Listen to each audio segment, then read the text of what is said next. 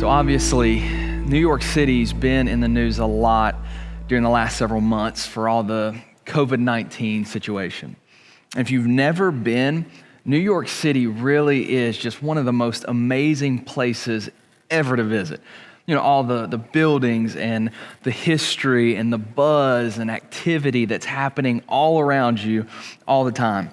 And as it's been in the news and I've seen all these different shots, it's made me think back to the last time I was able to be there. About 2 years ago, I had the opportunity to go to a small church conference that took place in Manhattan. And as I've already said, it's just an amazing city, but as amazing as it can be, it's also overwhelming, right? So many people, so many cars, so many lights, all of the sounds and the hustle and the bustle going on around you.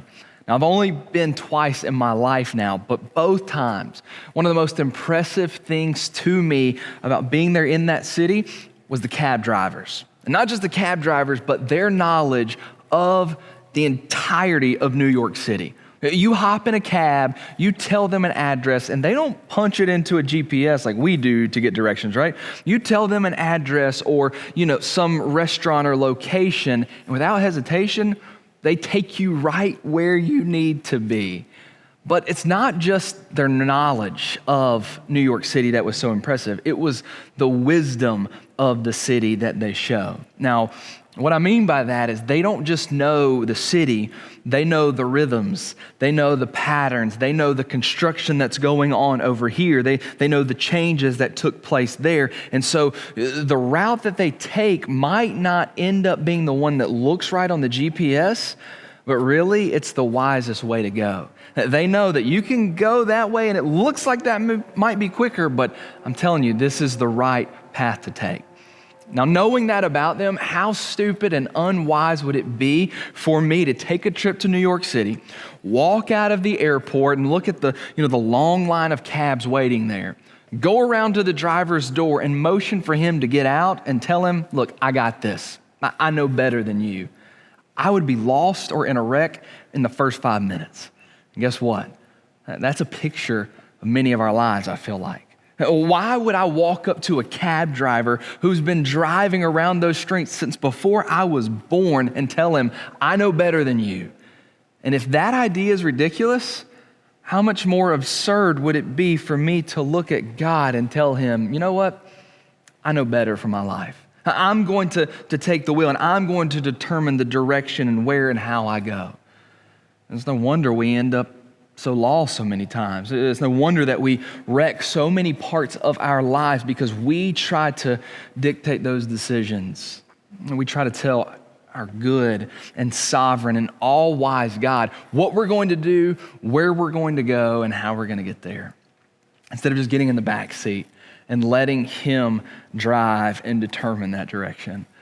Well, today we're going to be continuing our journey through Scripture, and the last few weeks we've been looking at the book of Psalms, but really we're trying to look at the Old Testament and the different wisdom books there. And so today I want us to jump out of the book of Psalms and jump over to the book of Proverbs. I want us to look at the wisdom that Solomon gives us there for how to walk through life and how we can follow the right path. Because if we're all honest, now maybe more than ever, we need wisdom for how to walk through the days ahead, don't we? Like we need wisdom for how should we live, how should we act, how should we move in our lives with the understanding that our God is all wise. Dr. Tony Evans defines biblical wisdom as this. I love the way he puts it. Biblical wisdom is the ability to navigate life, to perceive the true nature of a thing and apply and implement the will of God regarding that perception.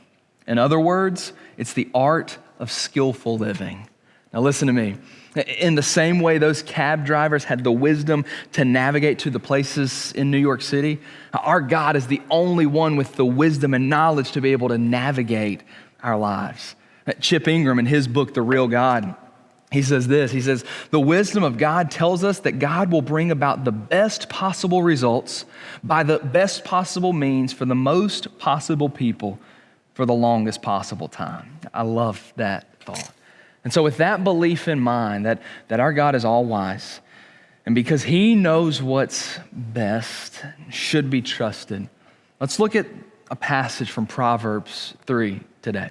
In Proverbs 3, verses 5 and 6, you probably know it, but it says there, trust in the Lord with all your heart, and do not lean on your own understanding. In all your ways acknowledge him, and he will make straight your paths.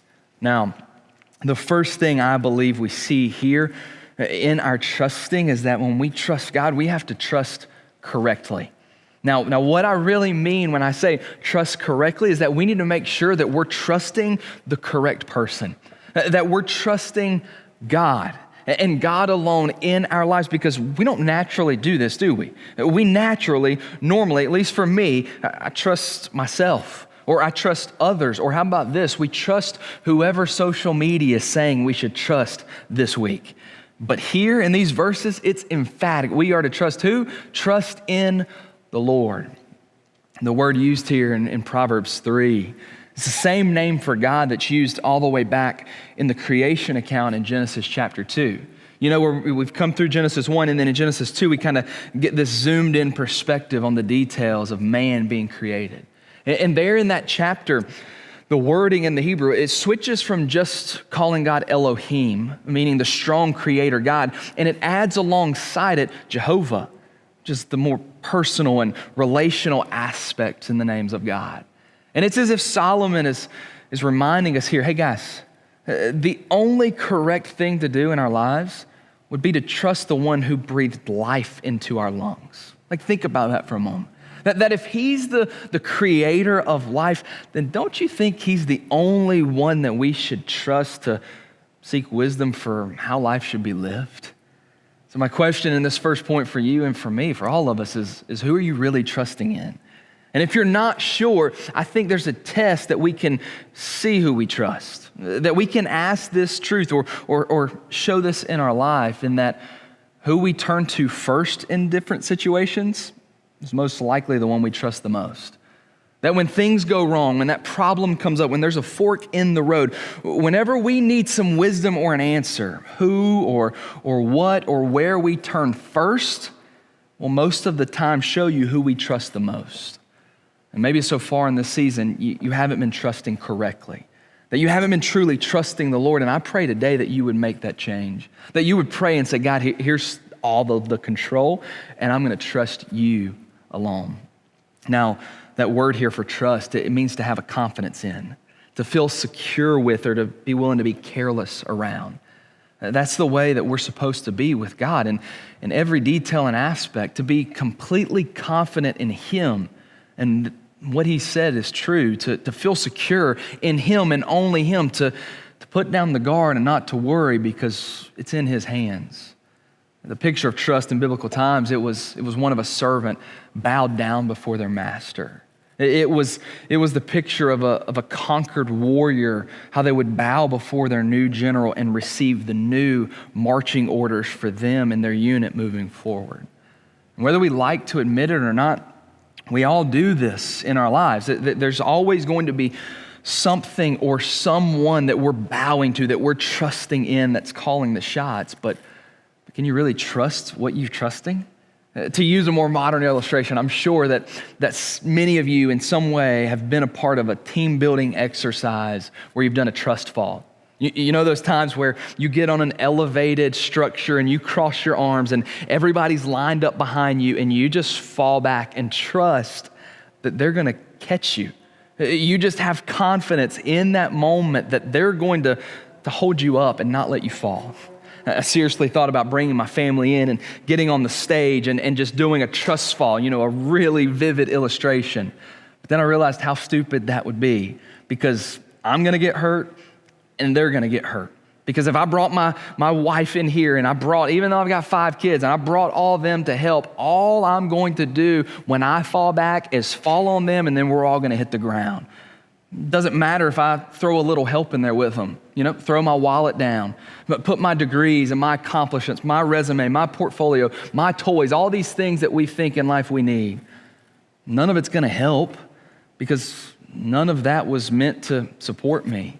All it's going to do is hurt everything that's underneath me and them, because those things weren't designed for that.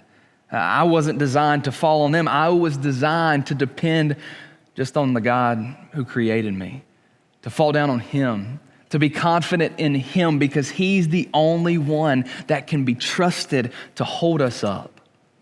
Which leads me to the second aspect of trusting, and that's that we need to trust completely.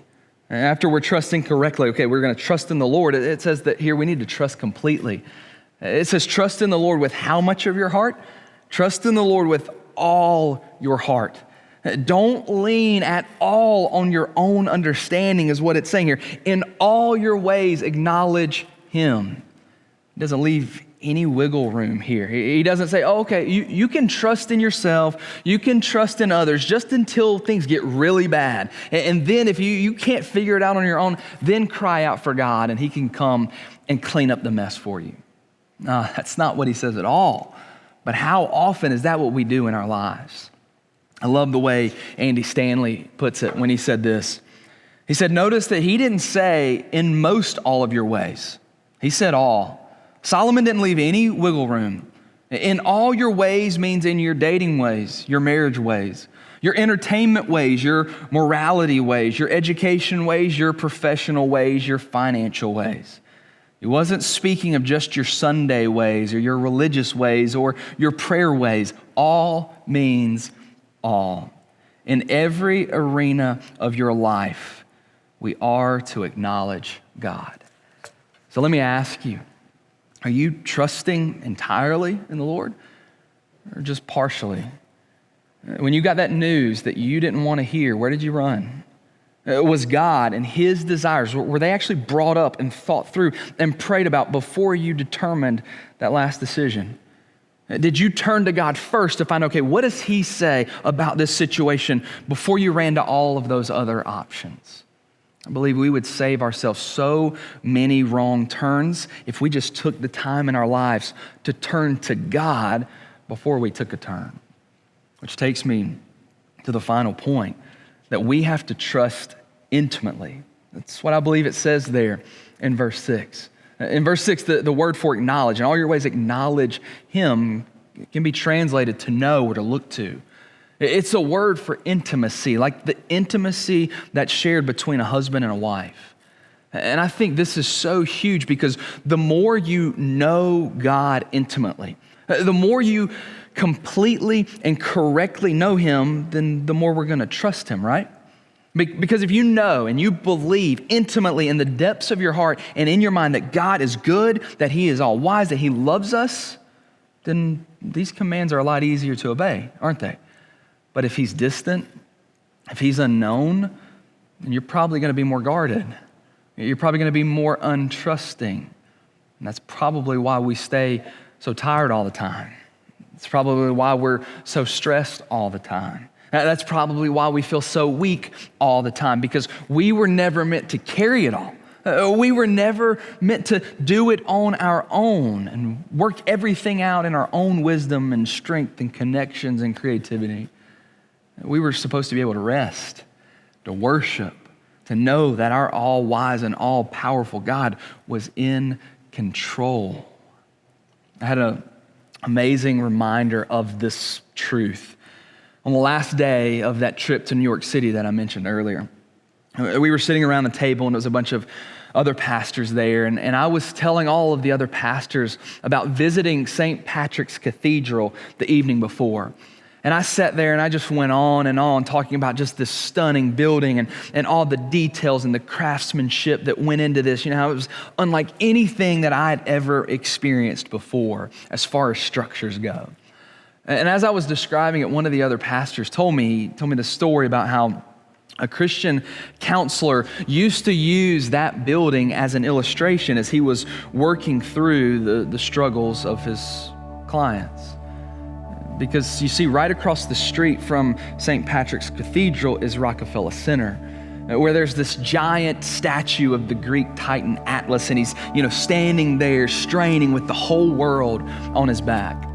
And this counselor would use that as a setup to teach the people about trusting in the wisdom of God and how he can handle all the weights that we feel as we live in this world so often. And so I went and I tried to look up the story he was telling me and actually found the exact counselor, and he'd written about that illustration. And this is what he said.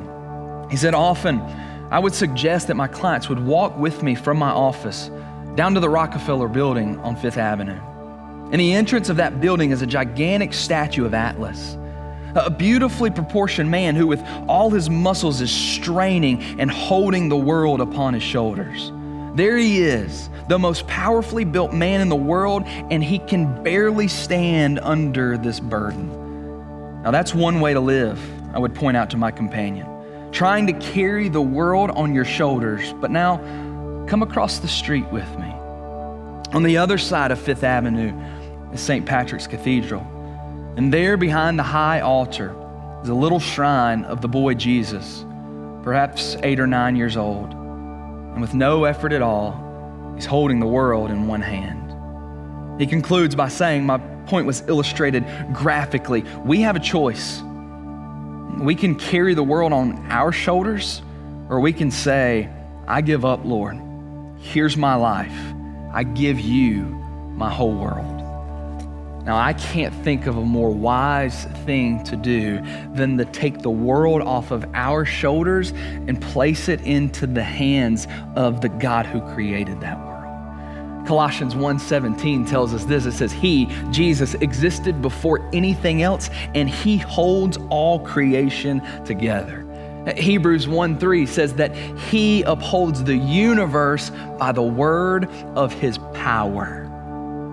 That's someone that we should place our world into, right? To trust Him in times like these, to run to Him for encouragement and a reminder that He's in control and He has the power to control it. There's a worship song that I've ran to for many years now. It's called Holding My World. And it says, I will not worry or fret. My God is the God who will never forget all of His goodness and all of His promises.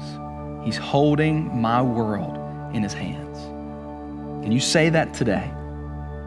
If you can, I pray that you would pray and say, God, I give it all to you.